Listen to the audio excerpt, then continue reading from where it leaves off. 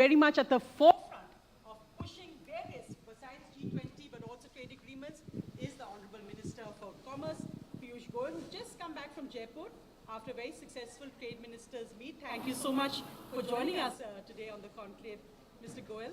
But of course, first, what a wonderful week it's been for India. And I think Chandrayaan-3 and India being on the moon, and the fact that the world's most powerful leaders are going to be in India next week, has really all come together to showcase where India is in the world today.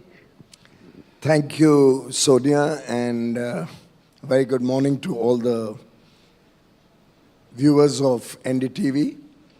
It's indeed a matter of great pride that our scientists have finally taken us to the moon and taken us in grand style. We are the first country in the world to ever land on the solar south surface, on the moon's south surface. And in a manner of speaking, that's reflective of the new India, the emerging confident India that we are seeing on the world stage.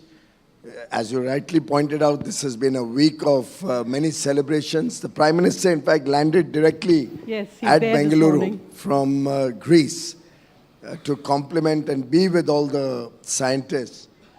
And I think when you look at the G20 in the context of India's emerging strength on the global stage, the Chandrayaan-3 landing was a very appropriate beginning to the next fortnight of engagements, celebrities, and India's own presence at the world stage.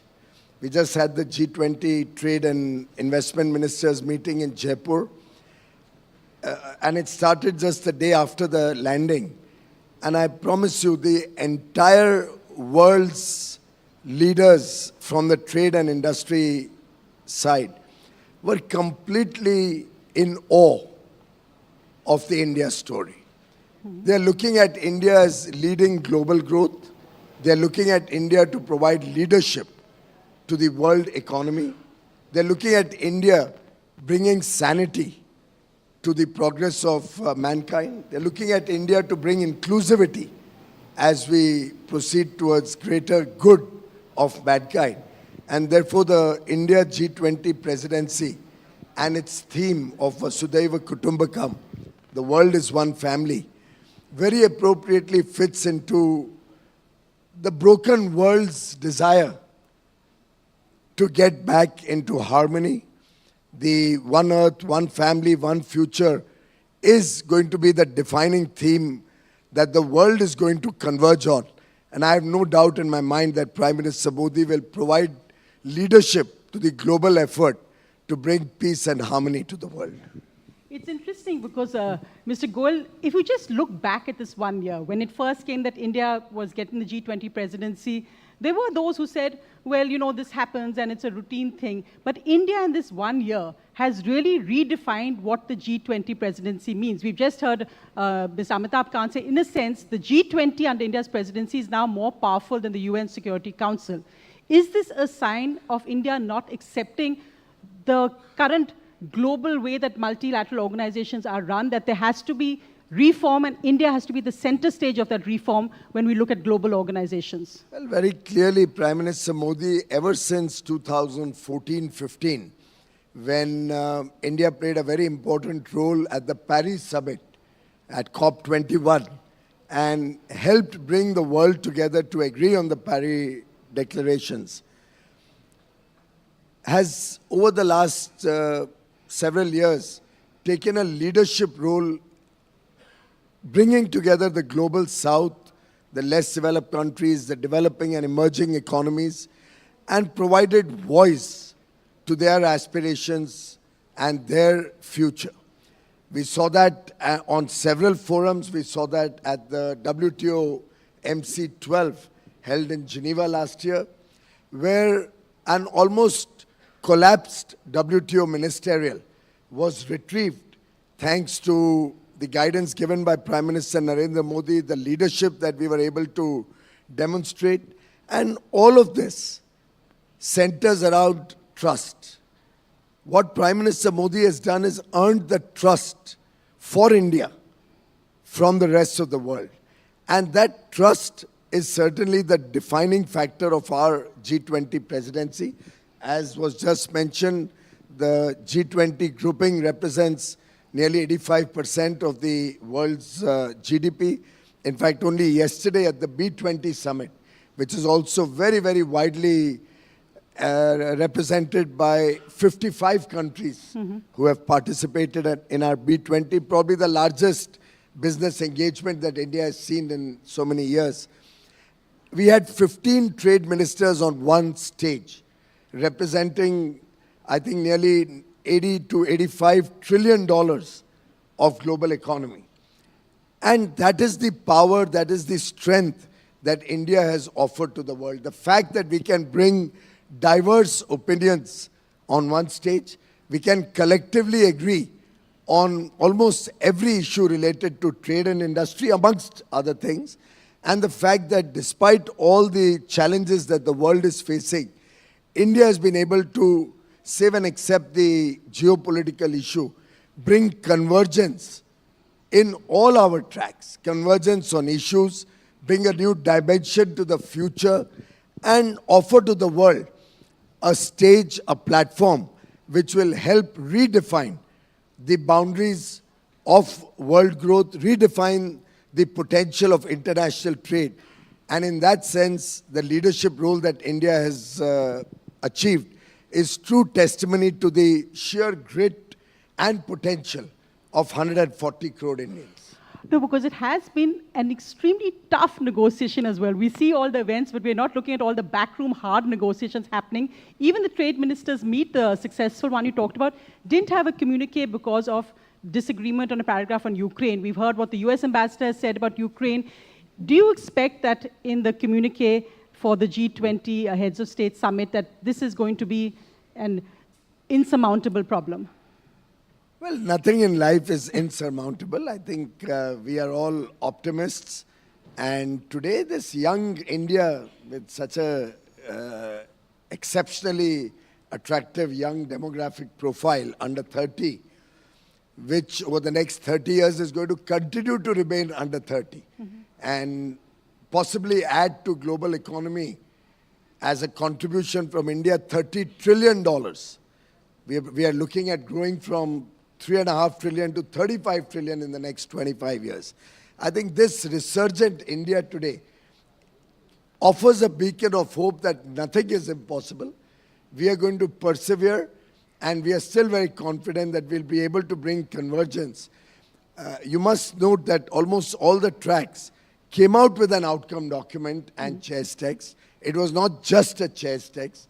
There were significant outcomes, including in our meeting yesterday, where we came up with a Jaipur call for action, which will support the MSMEs in a big way in India. We came out with significant agreement amongst all countries, all member and invitee countries, that we will look at digitization in this interconnected world so that global trade can be paperless. And we were also able to look at convergence on mapping global value chains to make them more resilient. Now, such significant tasks for the future reflect very well on our ability to steer different viewpoints, different thoughts on the table. And while, of course, there is the geopolitical issue on which convergence at our ministerial level was not possible, I'm sure given Mr. Modi's astute leadership and his popularity, the command that he has amongst world leaders, the friendships that he has forged with world leaders, we will see some good outcomes coming out of the Leaders Summit early next month. I'm very confident it's going to be a one-in-a-kind G20 summit, just as over the year, not in 40 cities, but actually over 55 cities, representing every state in the country, every union territory of the country. We had close to 200 meetings between the working groups and the ministerials and engagement groups. We had over 100,000 people coming from all over the world to visit India. I would think today every single Indian be, be it somebody in the remotest villages of India, recognizes and respects India's pole position in the global order. And therefore, I think it's a matter of great pride that we have taken the G20 to the next level. Very often, programs bring luster to the country. I think India has been able to add luster to the G20 itself. No, and I think that fact is really interesting, that when we talk about how the G20 actually has been taken to, as you said, over 60 cities, it's actually part of a domestic political campaign as well, with elections coming up. How has the Modi government and all of you, ministers like yourselves, made this actually about that an average Indian voter even cares about the G20, which earlier was only in Delhi's corridors and Hyderabad House? Well, that's exactly what Prime Minister Modi has been saying for the last 9 years. We have to get out of the Khan market and Lutyens Delhi culture. I think it's high time NDTV also got out of the Khan market viewpoint and the limited sphere of thinking. Today, That's why you're here, Mr. Goyal, to show us this vision. no, I'm indeed very delighted that you have taken the lead to have a conclave to enlighten the country about the G20, to decode the very minor intricacies, and also showcase the huge potential that such a summit has in terms of our future. I'll give you first of all, it's not about elections. Prime Minister Narendra Modi from 2014 has given all his ministerial colleagues very, very clear direction that we are going to work for the people of India. We're going to do what is good for India. It's not about elections. Elections will come and go. We will win elections thanks to the good work that Prime Minister Modi has done. We will win elections because the people of India like the work he's done, trust his intention, trust the fact that India has emerged from the shadows of a fragile five economy to one of the top 5 economies.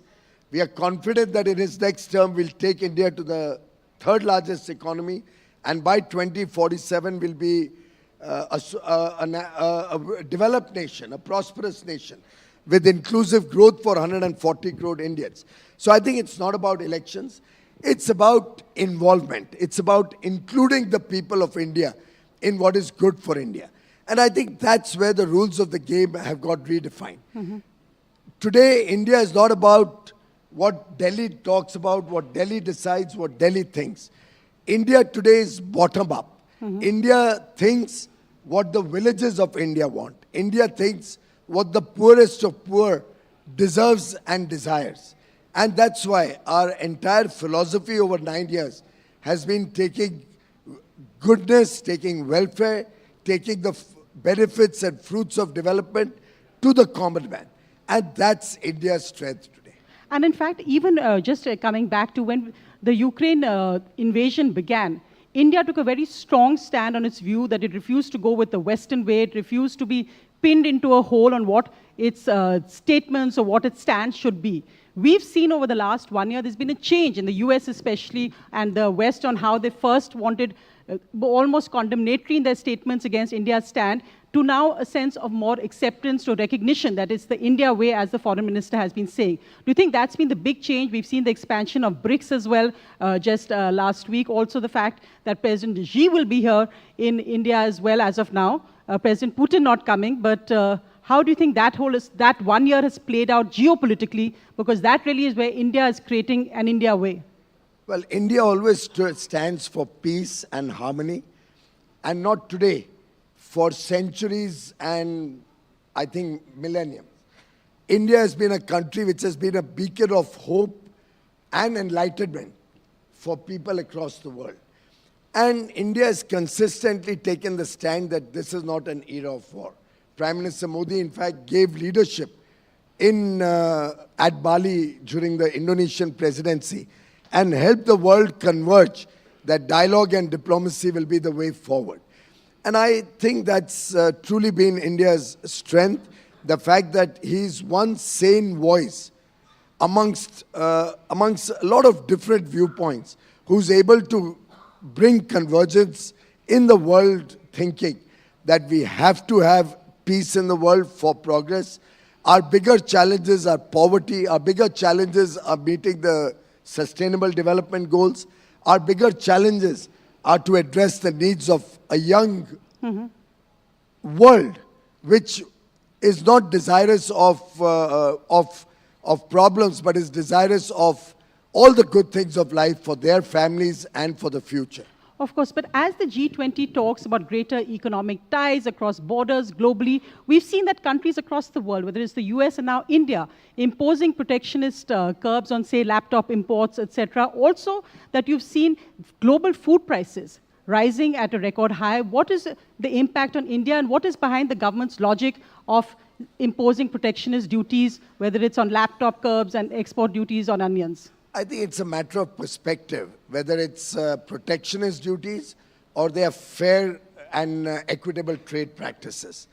There's also the security element, and clearly the laptop restrictions emerge out of security concerns.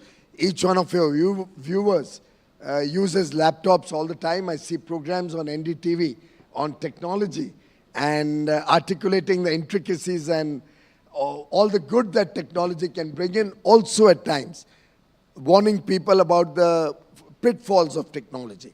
And I think our curbs, as many other countries around the world have brought it, have been more security related. India certainly is not a protectionist country, but India respects that there have to be transparent rules of trade. And wherever we find that countries are not giving a level playing field to Indian businesses, wherever we find that Indian businesses are discriminated due to maybe undeclared or undisclosed subsidies or non-tariff barriers, the India of today is not a weak India. The India of today retaliates. The India of today takes action. The India of today stands with our MSMEs, with our domestic manufacturing or other capabilities. And therefore, when you view this in the lens of reciprocity, you will find that India actually is probably the most transparent in its trading practices, the most fair in its openness, yet an opportunity for growth, finally for India, because today we don't allow anybody to take Indian industry on the wrong end of the stick. We are making sure that Indian business, Indian industry gets a level playing field. Right, and as we are at the B20, India's future is really going to shape the world's future. Thank you so much, Mr. Piyush Goyal, Honorable Minister, for decoding the Modi government's vision of G20. Thank you very much. Thank you, Sonia. Bye-bye.